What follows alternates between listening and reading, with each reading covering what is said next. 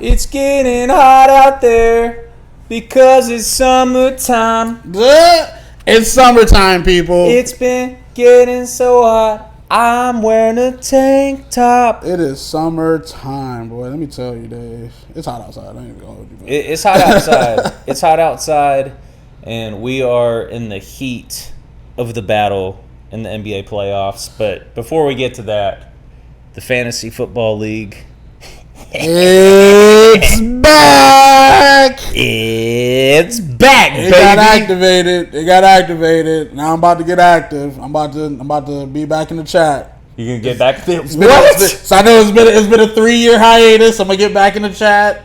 I think in the chat you're still President Graham. Hey man, I'm him, man. Good for you. I'm him, man. You're him. No rings and you're still the president. Gotta enjoy it, man.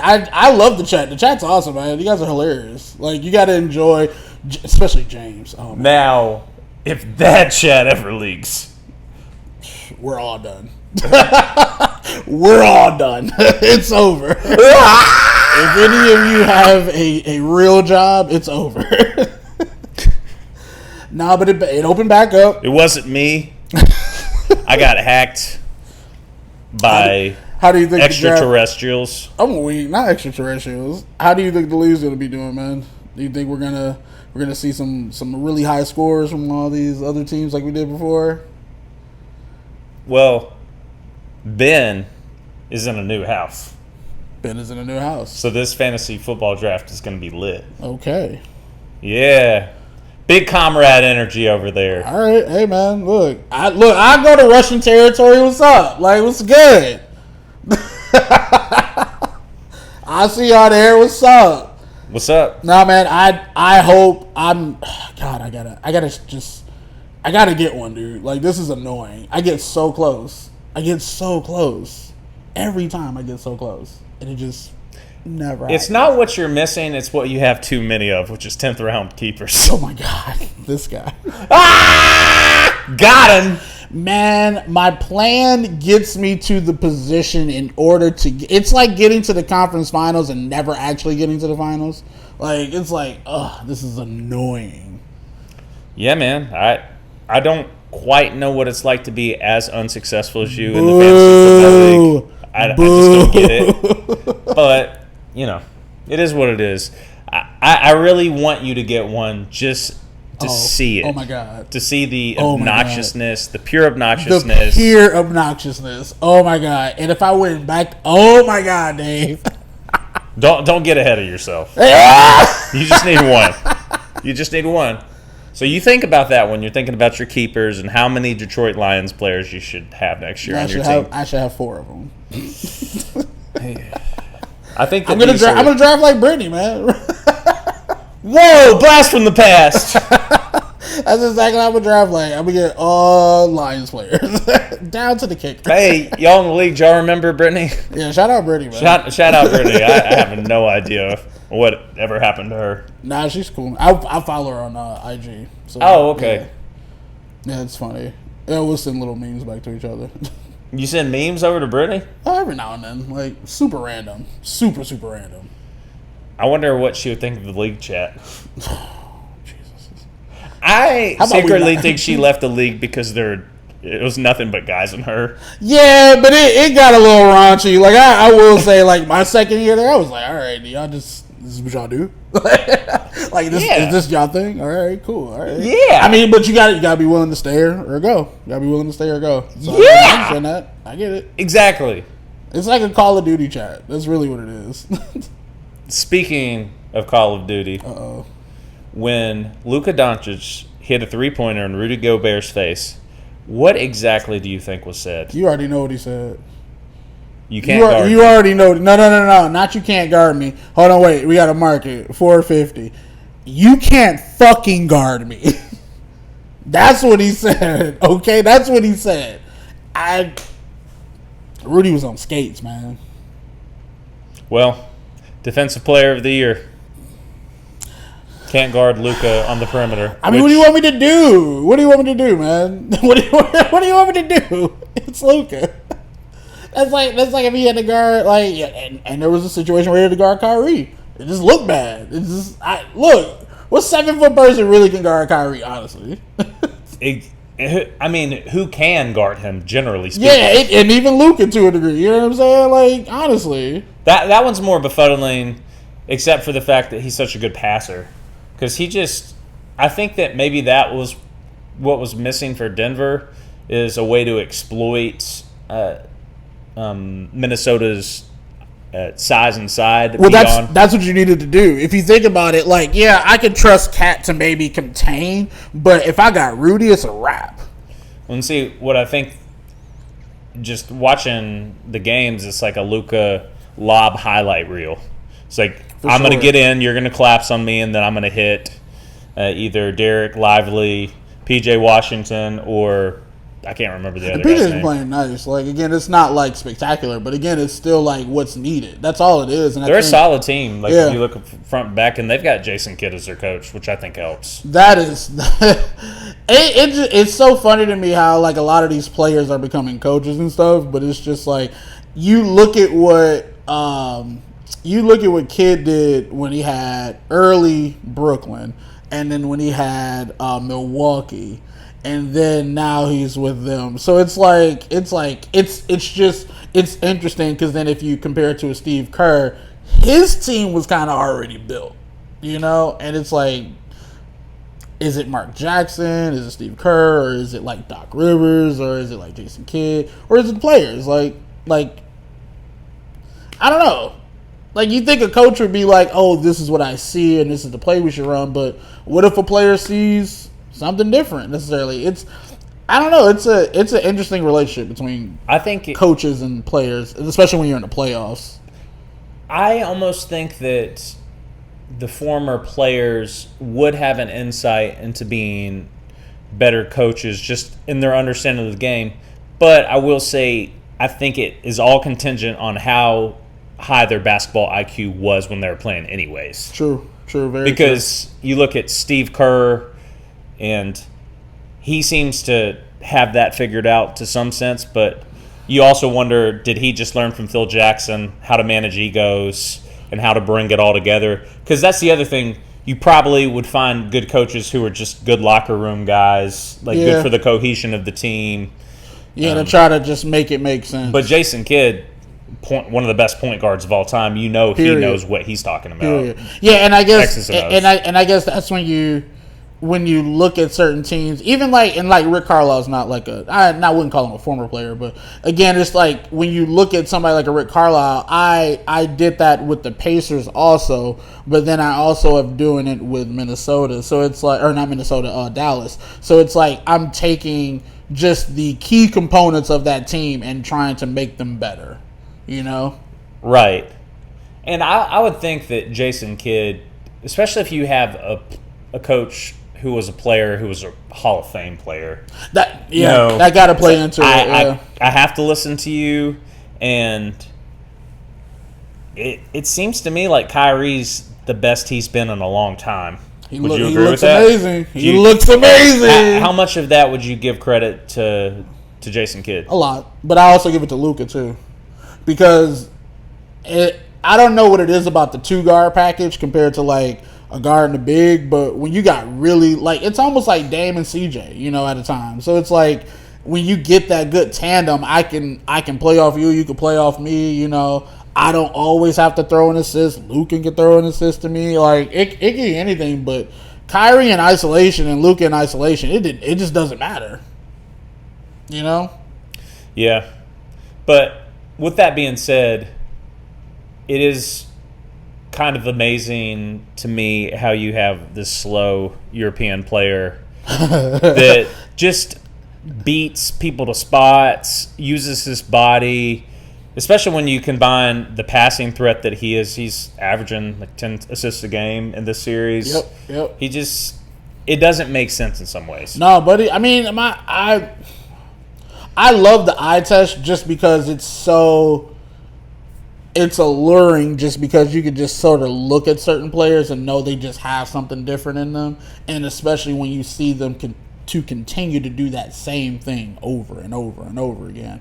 Yeah, man, Luka's handle package with Kyrie's ability to just get to the hole and finger roll it in any direction. I mean, it's like they're due for one. They're due for one, bro. And I think that Luka himself is just—he's been playing amazing, man. I mean, really, like if you think about it, he is the embodiment of what Dirk was to that team. You know, he's a staple player. I was talking to my dad, and he said, I don't know who he was listening to, but at the end of this season, Tatum and Brown are going to have their first title, or Anthony Edwards is going to have his first title, or Luka's going to have his first. A lot of firsts. Only 1 second. Halliburton. Yeah, I think only 1 second is Kyrie. And this phase of Kyrie's career helps his Hall of Fame case tremendously. A lot. And especially not having such high stats that it's just like, oh, he was the number one in assists or he was the number one in scoring. He didn't get any of that. He's got a lot of these all NBA teams and stuff like that, but he kind of reminds me. He needs another one. He kind of reminds me of Tracy McGrady a little bit. Ooh, the greatness. In the sense that him or Grant Hill. In the sense that when you watch him on the floor, you're just consistently amazed at what he can do with his size and just his skill set. That you could say that Tracy McGrady has not had a career that was as long as other shooting guard small forwards who you would say have a better career than him. But if you put them all in their prime on the same court, you're going to want to know how Tracy's going to do against LeBron. You know what I mean? And Kyrie's got that element of being a smaller player, like that AI effect almost. It's just he's so good at getting to his spots. And when you think about his aim just to hit the floaters, to hit those off the backboard shots, the spin. He's nice, man. He's nice. The polish, the handle. He's just clean with it. Real smooth. That's the one thing you just got to enjoy, because even you know what's so crazy though, and it's like we're watching the Anthony Edwards highlights and everything. We got to give it up for Michael Conley, bro. Oh yeah, Michael Conley has been playing amazing, like legitimately, and it's like a lot of people will overlook that completely just because of Anthony. And Edwards. He was really good when he played with Marc Gasol like a million years ago. I love these. Love these veterans. He really was balling, and that whole trade is even crazier to even still talk about to this day. But legitimately, like Michael Conley is putting on a clinic, and it's only overshadowed because Anthony Edwards is cleaning up the passes like when he gets them, and then you know it's even down to like Gobert for a little bit honestly before he got shook up. But yeah, man, I don't know. Minnesota's really nice, but I just don't think they have it to get over the hump just because they're maybe missing someone that's a little more high-power offense, just one more person. Well, Naz Reid was the sixth man of the year. He looks like the second best player on their team, maybe their first best player in this series alone. Yeah. And I hope that man gets paid at some point. That's all I'm saying. It's just like he's better than a sixth man. Like he could be a good starter on another team.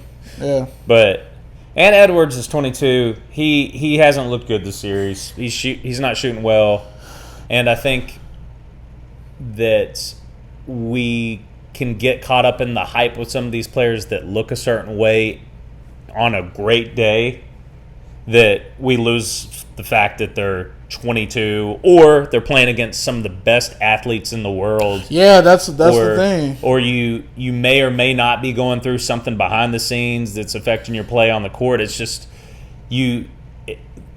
what it takes to be that high level where we consider you one of the best 5 players on the court for years at a time. Like it's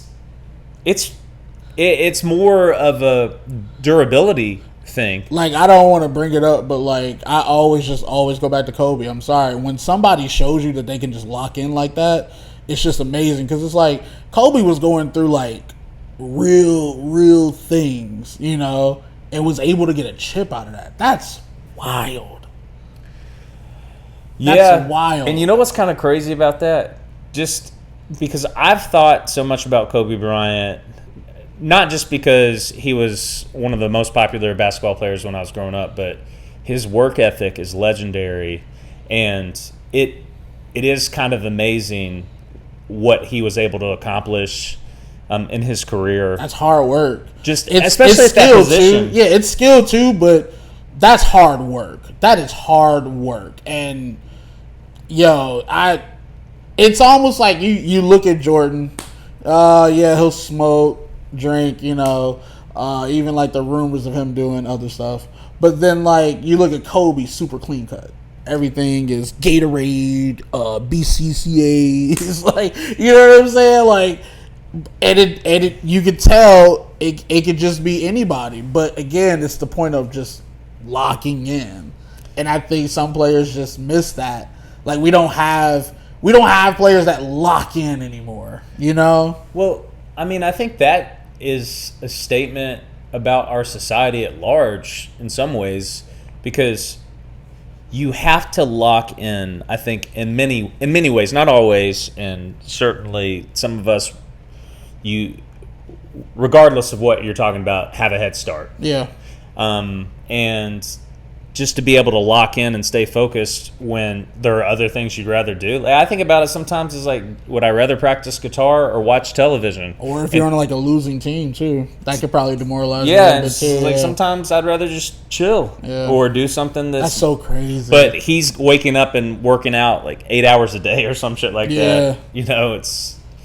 Hey, lock in, baby. Lock in. There's a lot more that goes into it, but with Michael Jordan, it's like his primary force was just being a competitiveness. Yeah. Or so he did the work. But he locked in though with it. It's like, hey, in order for me to truly be better than somebody, I have to be the best ever. Like, period.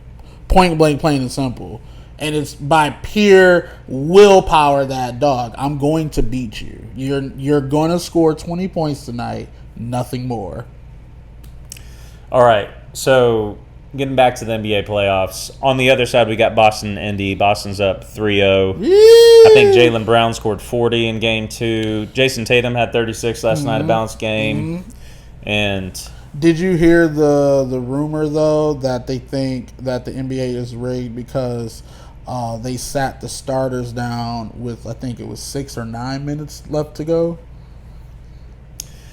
Well, couldn't that also be a period of time where you would rest your starters to have them for the end of the game?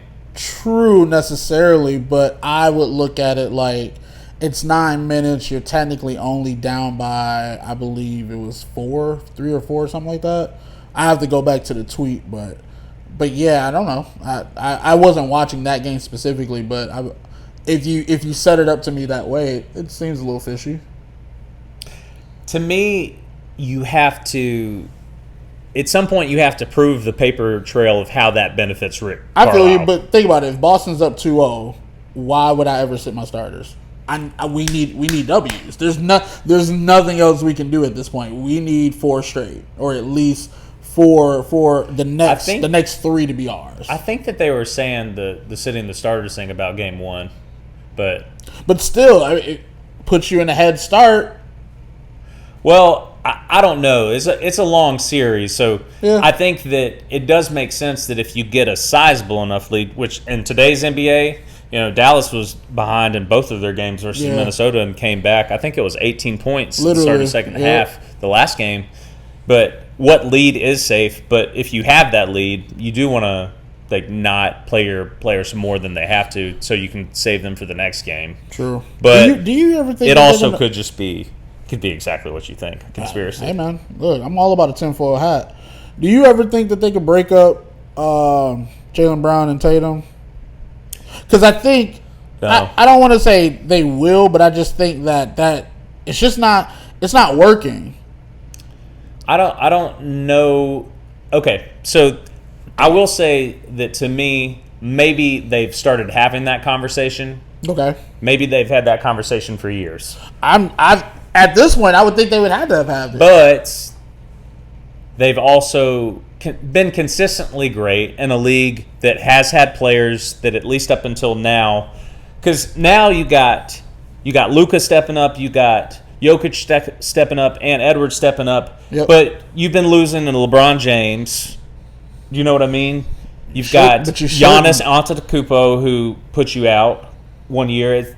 And your players are still relatively young compared to the league average. Yeah, no, So in a way, it makes sense that even though it hasn't all come together yet, that you wouldn't necessarily say the biggest problem we have is that we got to get rid of Jason or Jalen. No, and I don't mean it like that necessarily, right? Like, get rid of them. But when is it going to start working? Okay. You get what I'm saying? Like, again, you can For a title? Well, yeah, and that's what I mean. Because, like, you can, like, I'm paying you X amount of dollars, and we're only getting to this level.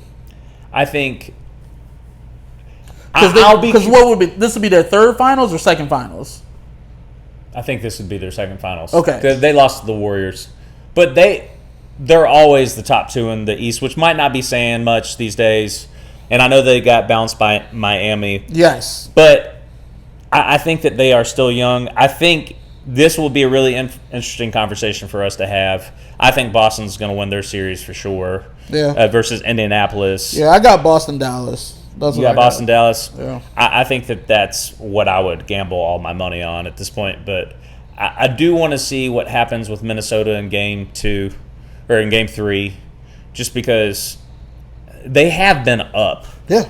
And Anthony Edwards has not been playing well, and that's a testament to the Dallas defense. Dallas, they've got more size and length, and they've got what's his name, Jones, who can do all the dunks. He's just all over the place. He is man. all over the place. Like, it's wild, and it's nice because. But anyhow, I think that at the end of this season, if Boston makes it to the finals and they lose, like in a gentleman's sweep, or they win, and now this conversation is, yep, we're definitely signing them all back.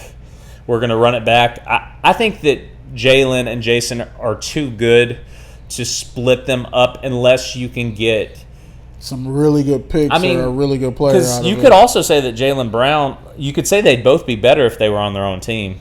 Or you could say that they need each other to kind of offset the defense. That too. It's just one of those things, man. I've always just been looking at it. It's just like you gotta win. Like if I'm someone who's a fan, but then also is looking deeper into the team, where I'm sort of like a fanatic to a certain degree, I'm looking at it like, yo, like y'all been doing this for a long time. We just signed what's his name to a max. And we think we're about to give Tatum the max, but we can't seem to get over the hump, you know?